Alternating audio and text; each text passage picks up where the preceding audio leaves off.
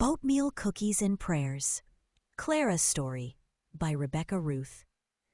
Clara sighed heavily. Sunlight poured through the kitchen window, making the plastic yellow checkered tablecloth glisten. The dishes were done, the floors swept, the beds made, and the washing machine hummed in the basement. She poured herself a cup of tea and set it on the table beside her red leather Bible and a notepad. The clock on the wall read 11:30 a.m. Her devotion time usually lasted 1 to 2 hours. She tried to finish before the kids got home from school. Moving to the freezer, she pulled out chicken to thaw. Greg had asked for barbecue. A pot simmered on the stove, filled with cubed potatoes she'd turn into salad before dinner. Being the only Christian in the house could feel lonely. Greg drank too much on the weekends. The kids played the most despicable music known to man. But Clara prayed for them. She guided them where she could, but church was out of the question. Greg didn't like it. But Monday through Friday, when the kids were at school and Greg was at work, Clara carved out this time just for her and God. She sat down and smiled. This was her time, her respite. A small cassette player sat nearby, loaded with a faded tape labeled "How God Answers Prayers." Just as she reached to press play, the doorbell rang. Irritation prickled her neck, then worry. She rose slowly and glanced out the living room window. Darlene from next door stood on the porch, holding a plate of cookies. Clara gripped the doorknob, took a breath, and forced a smile. "I brought cookies," Darlene said brightly. "You're probably busy, but I wanted to stop in and see how you were doing." Darlene and her husband, Tim, lived close enough to hear the commotion when Greg got into one of his moods, ranting about everything she did wrong.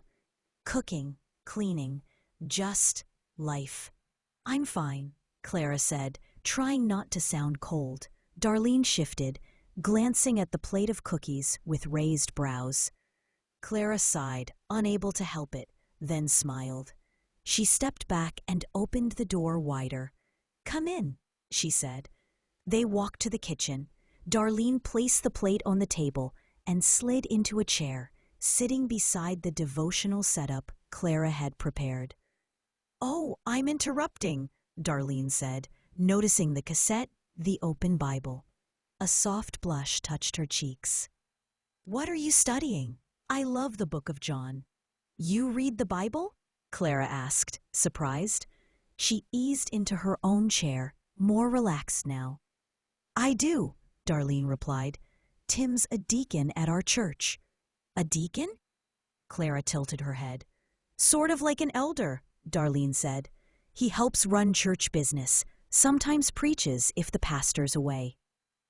Clara glanced at her modest setup and frowned. "Greg doesn't like church. We don't go." Darlene reached across the table and gently touched Clara's hand. "Would you mind if I studied with you sometime? I'd love to have someone to read with, and if you ever have questions, maybe I could help." Clara looked down at the tape, her finger hovering over the eject button. She popped it out and read the title aloud. "How God Answers Prayers." She blinked, then laughed. "What?" Darlene smiled. "I've been praying for someone to talk to," Clara said softly. "For Greg, or one of the kids to open up. But God sent me you." Her voice trembled with surprised joy. Darlene grinned, picked up a cookie, and took a bite.